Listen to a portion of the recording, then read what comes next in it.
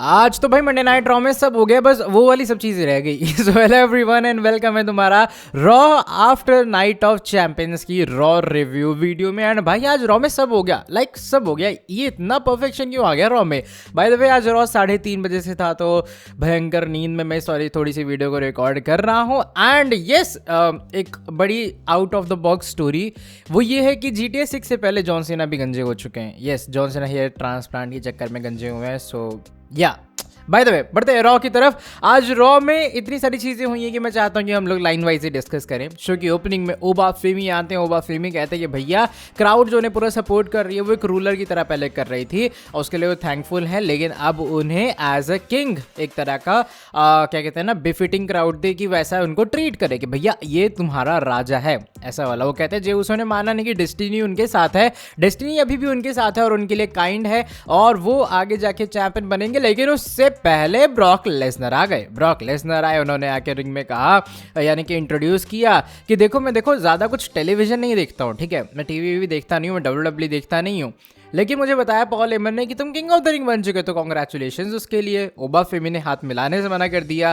फिर Brock Lesnar यहाँ पे ये कहते कि भैया देखो अभी फिलहाल ना मुझे, जैसे मैंने तुम्हें कहा, मैं टेलीविजन नहीं देखता हूँ, तो पॉल हेमन मुझे बहुत सारी चीज़ें बताता है। पॉल हेमन ने ये भी कहा था कि तुम बड़ा अच्छा माइक प्रोमो कट कर लेते हो, जो कि मैं नहीं कर पाता हूँ या फिर जो मैं अब तक नहीं कर पाया हूँ। साथ ही में पॉल हेमन ने मुझे ये बताया, तुम मेरे पीठ पीछे मुझे बहुत कुछ कह रहे हो। तुम कह रहे हो कि ब्रॉक लेसनर बिच है, ब्रॉक लेसनर कॉवर्ड है, ब्रॉक लेसनर ऐसा है वैसा है, तो तुम ऐसा क्यों बोल रहे हो मेरे पीठ पीछे?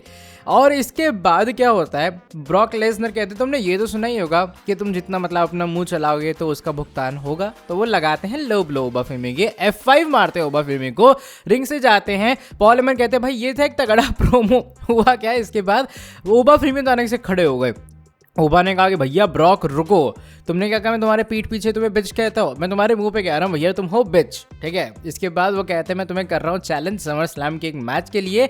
ब्रॉक लेसनर कहते हैं ठीक है, मिनेसोटा मिनीपोलिस में होगा ये मैच, लेकिन एक कंडीशन है, ये होगा हेल इन अ सेल। ये बात ऑफिशियल हो जाती है। इसके बाद हम लोग देखते हैं कि भैया बैक स्टेज के ऊपर एक सॉर्ट ऑफ अपने ओबा फेमी कन्फ्रंट करते हैं एडम पीयर्स को, ये कहते हुए कि उनका जो वर्ल्ड टाइटल मैच है जो कि उन्हें मिलना था समर स्लैम में, वो उसको ऑन होल्ड करना चाहेंगे और किंग ऑफ द रिंग की अपॉर्चुनिटी वो बाद में कैश इन करेंगे, बिकॉज ऑफ कोर्स अभी इसमें कूद पड़े हैं और कोई नहीं, अपने ब्रॉक लेसनर। इसके अलावा हम लोग ये भी देखते हैं कि भाई अपने पॉल हेमन और ऑस्टिन थ्योरी के बीच में कुछ बातचीत होती है। ऑस्टिन थ्योरी कहते हैं आज उनका मैच है, उन्हें समझ नहीं आ रहा पॉल हेमन क्या कर रहे हैं।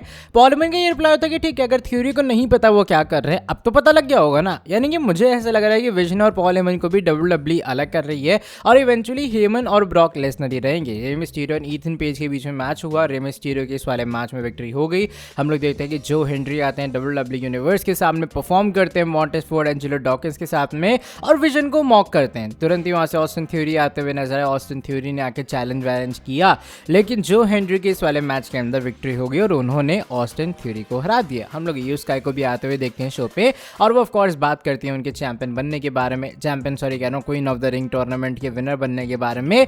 अचानक से जब वो सब चीजों के बारे में बात कर ही रही थी, वहां से लिव मॉर्गन एकदम फ्रस्ट्रेटेड राकेल और अपनी रॉक्सियन के साथ आ जाती हैं। पहले इनिशियली सिर्फ लिव और राकेल आती हैं, वो अटैक करती हैं ईयू पे, जैसे ईयू स्काई वहां से कवर अप करती, कम बैक करने का ट्राई करती हैं। अचानक से रॉक्सेन आ जाती है, रॉक्सेन ने आके ऐसी तैसी कर दी उनकी, और फिर तीनों ने मिलके जो मारा है यूज स्काई को, वो अलग लेवल का था। एले नाइट जिमी ऊसो का मैच हुआ शो पे, ये मैच ऑलरेडी कंफर्म हो चुका था। वैसे इनिशियली यहाँ जे ऊसो शायद कंपीट कर रहे थे, लेकिन फिर जिमी ऊसो को WWE ने डाल दिया।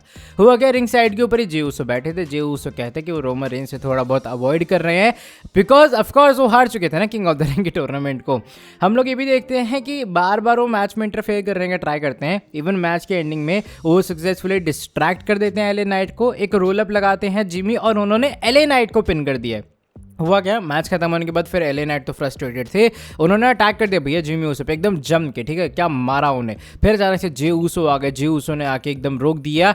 अब हुआ क्या कि जब जे ऊसो एले नाइट को मार रहे थे, सोलो अचानक पीछे से आते हैं, उन्होंने अपना जो भी उनका फिनिशर है वो आके दिया और उस समोन स्पाइक जिमी ऊसो को, और तुरंत वहां से भागते हुए नजर आए। एले नाइट ने इसी का फायदा उठाया, फिर उन्होंने जे की भी ऐसी तैसी कर दी। तो लग रहा है WWE एले नाइट और सोलो को एक पेज पे लाने का ट्राई कर रही है। हम लोग देखते हैं कि राकेल रॉड्रिगस और मैक्सिन ड्यूप्री के बीच में भी हमें शो पे एक मैच देखने के लिए मिला। मैच से पहले मैक्सिन एक बार फिर से अपोलोजाइज करती है चैट गेबल को कि वो चीज़ों को अच्छे से हैंडल कर सकते हैं, लेकिन लास्ट वीक वो काफ़ी रूड हो गई। बाय द वे राकेल ने यहाँ पे हरा दिया मैक्सिन को। इसके बाद हम लोग ये भी देखते हैं कि बैक स्टेज के ऊपर जो अपने मैक्सिन है ऑस्टिन थ्योरी के साथ में उनका एक सेगमेंट हुआ है। इस सेगमेंट के अंदर ऑस्टिन थ्योरी कहते हैं ये सब क्या चल रहा है। वो कहते हैं थोड़ा चैट गेबल कॉम्प्लिकेटेड है। वो कहता है कि अच्छा ठीक है, अगर चैट गेबल कॉम्प्लिकेटेड है ना तो शायद हमारा नहीं चलेगा, यानी कि ये लोग ब्रेकअप कर रहे हैं। चैट गेबल के साथ में हमें जेडी मैकडोनाल्ड के साथ में उनका एक मैच देखने के लिए मिला।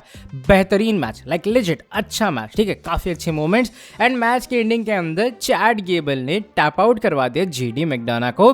पोस्ट मैच में हम लोग देखते हैं कि एक ब्रीफ केस पड़ा था रिंग साइड के ऊपर जो कि डेनहॉजन का था। हुआ क्या कि डोमिनिक ने उसको ओपन किया, उसके अंदर से अचानक से भैया एकदम वो निकला, धुआं हुआ। फिर हुआ क्या, डेनहॉजन ने कपड़े चुराने का ट्राई किया डोमिनिक मिस्टीरियो के लिए। मे भी कोई तंत्र मंतर करना होगा, लेकिन राकेल वगैरह आते हुए नजर आए और उन्होंने वो चीज़ एटलीस्ट रोक दी और डेनहॉजन की ऐसी तैसे की एंट्रेंस ट्रैप के ऊपर। अब बारी आती है शो के मेन चीज की। शो का main highlight Roman Reigns OTC tribal chief with Jacob फाटू आए शो के मेन इवेंट के अंदर। रोमन रेंज आके वो एक्नॉलेज वगैरह करने के लिए कहते हैं और तुरंत सेथ रॉलिंस आ गए, लाइक तुरंत ही आ गए कि अरे तू क्या बोल रहा है, मैं आ रहा हूँ, रुक। ठीक है, अब सेथ हायरिंग के बीच में इनके बीच में कॉन्फ्रंटेशन हुई। सेथ रॉलिंस कहते हैं कि रोमन रेंज और सेथ रॉलिंस पिछले 14 साल से एक साथ में हैं और वो ऑफकोर्स इस बात से कहते हैं कि सेथ रॉलिंस की जो एक चीज़ है वो रोमन के पास है, वो है वो वर्ल्ड टाइटल। सेथ रॉलिंस एक बार फिर से कलेक्शन के ऊपर उतरे हैं और सेथ रॉलिंस अब इसको कलेक्ट करेंगे। रोमन रेंज कहते हैं कि भाई तुझे लग रहा है समझ नहीं आ रही ये बात, लेकिन तो बैक इन लाइन जा चुका है, अब तो एकदम आगे नहीं खड़ा है, तुझे कुछ करना पड़ेगा वर्ल्ड टाइटल शॉट अर्न करने के लिए, बिकॉज तूने कुछ किया ही नहीं है। अब सेथ रॉलिंस यहाँ पे काफ़ी मुझे काफ़ी अच्छी लगी इनके इंटरेक्शन, बिकॉज सेथ रॉलिंस ने काफ़ी तारीफ भी की रोमन की कि रोमन ऐसे हैं, रोमन का रेसलमेनिया का काफ़ी अच्छा रिकॉर्ड है, रोमन ने काफ़ी सारी चीज़ें की हैं, वर्ल्ड टाइटल रेन, ऐसी वैसी दुनिया सारी चीज़ें। लेकिन इवन यहाँ पे सेथ रॉलिंस ये भी कहते हैं कि WWE को जब भी हॉल ऑफ फेम में रोमन को इंडक्ट करना चाहिए, उन्हें एक हॉल ऑफ फेम का रोमन के लिए अलग से शो बनाना चाहिए एंड वहाँ पे सेथ रॉलिंस में भी वो इंसान हो जो कि आके इंडक्ट करे रोमन रेंस को। अब इसके बाद क्या हुआ कि जो सेथ है वो ये कहते हैं कि ठीक है, रोमन रेसलमेनिया मेन इवेंट क्या है वो रिकॉर्ड कभी तोड़ा नहीं जाएगा, Roman Reigns one of the best बने इस जनरेशन के, रोमन सब चीज़ें डिजर्व करते हैं जो भी वो कर रहे हैं, लेकिन एक जो चीज़ उन्होंने नहीं की है वो है सेथ रॉलिंस को हराना। वो कहते हैं अगर तुम्हें याद हो कि रोमन मैं स्टार्टिंग से तुम्हारे दिमाग, तुम्हारे दिल में, तुम्हारी हर चीज़ में हूँ, क्योंकि मैंने तुम्हें हराया है जितनी बार हम लोगों के मैचेस हुए, तुम मुझे हरा नहीं पाए हो कभी। एंड इवन अगर मैं गलत नहीं हूँ तो पिनफॉल विक्ट्रीज अभी तक कोई भी नहीं है रोमन के सेथ के अगेंस्ट में एक सिंगल्स मैच के अंदर। वो बात करते हैं रेसलमेनिया की जहाँ पे उन्होंने पिन किया था ट्रिपल थ्रेड मैच में रोमन रेंज को, पॉल हेमन को चुरा लिया था। उससे पहले अनफिनिश्ड बिजनेस रोमन रेंज की रेन ऑफ टेरर थी, उन्होंने सभी को हराया, लेकिन सेथ के साथ में वो मैच डीक्यू के अंदर या फिर कंट्रोवर्शियल वे में एंड हुआ था। तो कुल मिला के अगर वो और पीछे जाना चाहें, वो कहते हैं मैं तब से तुम्हारे हर जगह बैठा हुआ हूँ, जब से मैंने वो स्टील चेयर मारी तुम्हारी पीठ के ऊपर। और जैसे ये सुना रोमन की सनक, भाई रोमन की सनक जाती, शील्ड वाला पूरा मैटर सुन के वो कहते हैं अच्छा हाँ भाई तू ठीक कह रहा है, मैंने सब चीज़ें अचीव कर ली हैं। और यहाँ पे सेथ कहते हैं कि एक्चुअल में उन्हें थैंक यू कहना चाहिए, मतलब रोमन को थैंक यू कहना चाहिए सेथ को, बिकॉज वो उन्हें एक मौका दे रहे हैं एक एंडलेस लूप को क्लोज करने का। आज से कुछ साल बाद जब रोमन रेंज रिटायर हो जाएंगे तब रोमन रेंज से कहेंगे उन्होंने सब चीज़ें अचीव की, लेकिन उन्होंने सेथ को कभी नहीं हराया। तो यहाँ पे सेथ रॉलिंस एक आखिरी मौका दे रहे रोमन को कि चलो इस बार मैं तुम्हें मौका देता हूँ, तो मुझे हरा के दिखाओ और तुम मुझे हराओ समरस्लैम के अंदर। वो ये भी कहते हैं कि देखो आज से कुछ साल पहले हम लोग आए, हम लोगों ने पुरानी जनरेशन को रिटायर किया और हम लोगों ने WWE पे टेक ओवर किया, हम लोगों ने बिजनेस चलाया।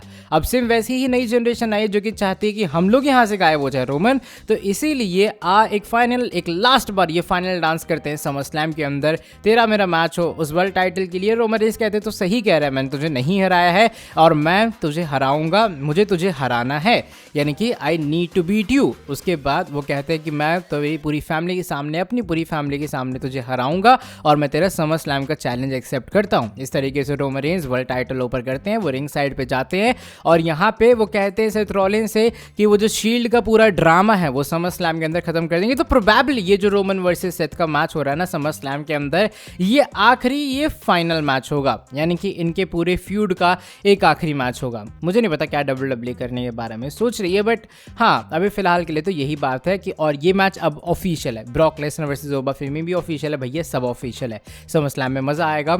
आज के अगर मैं मंडे नाइट रॉ की ओवरऑल बात करूँ तो भाई रॉ अच्छा था, लाइक ब्रॉक लेसनर आए, लगा नहीं था मुझे आएंगे, लेकिन चलो वो आए। WWE ने एकदम अनएक्सपेक्टेड किया। वैसे ये चीज़ मुझे स्टूपिड लगी हल्की कि ओबा फेमी का जो वर्ल्ड टाइटल मैच है वो पोस्टपोन हो गया, बल्कि जबकि मतलब स्टार्टिंग से यही होता है कि किंग ऑफ द रिंग का जो विनर है उसे एक वर्ल्ड टाइटल मैच मिलेगा समर स्लैम में। बट WWE ने वो चीज़ें पूरी तरीके से चेंज कर दी, बट ठीक है कोई बात नहीं, वो थोड़ा सा माइनर चलता है। लेकिन फिर भी मैं आज के मंडे नाइट रॉ को 9 स्टार या 9.5 देना चाहूँगा। आधा पॉइंट मैं ओबा फेमी वाले लॉजिक के लिए ही काटूंगा। बाकी छोटे मोटे मैचेस भी अच्छे थे, शो का क्लोजिंग परफेक्ट, शो की opening perfect, Brock Lesnar on mic, वो बंदा जब भी आता है क्या मज़ा आ जाता है, ठीक है, तो वो वाली चीज़ भी अच्छी लगती है मुझे। एंड यस ये कुछ था आज का रॉ का रिव्यू। जैसे मैंने कहा कौन सा और कुछ खास थे नहीं, आज का प्रोज यही थे, स्टार पावर अच्छी थी, बिल्ड अच्छा हुआ। समर स्लैम के लिए मैं एक्साइटेड हूँ। तुम्हारी क्या एक्साइटमेंट है, तुम्हारी क्या रॉ रेटिंग्स है, कॉमेंट्स के अंदर बताना। अभी फिलहाल के लिए वीडियो को मैं यहीं पर खत्म कर रहा हूँ। वीडियो पसंद आई है वीडियो को नीचे लाइक करो, चैनल को सब्सक्राइब और बेल नोटिफिकेशन को कर देना ऑन।